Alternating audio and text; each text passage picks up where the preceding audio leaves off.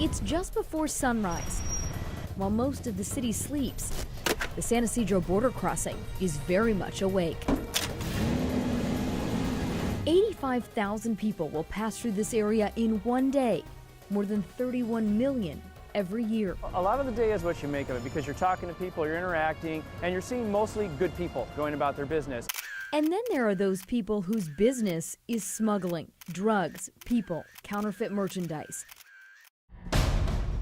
It's the job of U.S. Customs and Border Protection to stop them.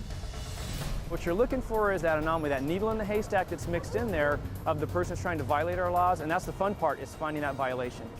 That violation is usually found here in the secondary check. After weeks of talks, CBP granted Fox 5 rare access to this area. A look at a backyard of San Diego few people have ever seen.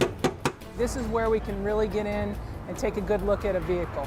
Vanna Roselli heads up the anti-terrorism and contraband team. Her officers are looking specifically for drugs, and on this day, it didn't take long. It's just past 6:30 a.m. The dogs have something. Within minutes, the driver is cuffed, his car pushed into secondary and inspected. By the time a car gets to this stage, officers are fairly certain something's inside. The car's been through the X-ray machine and the drug dogs have hit. And in almost every case, they're right.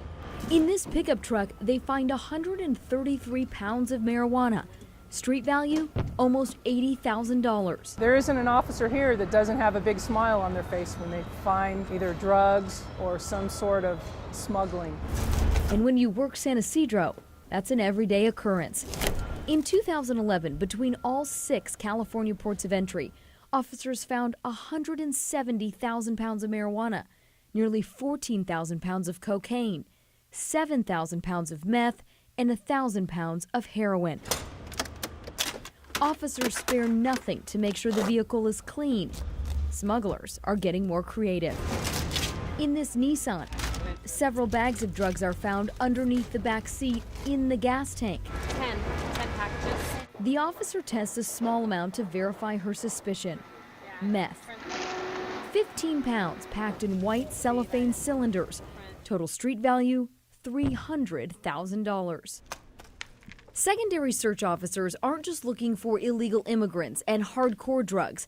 Commercial-sized quantities of prescription drugs like this are also illegal. In addition to the flowers and Chief Hector Baez focuses on illegal agriculture.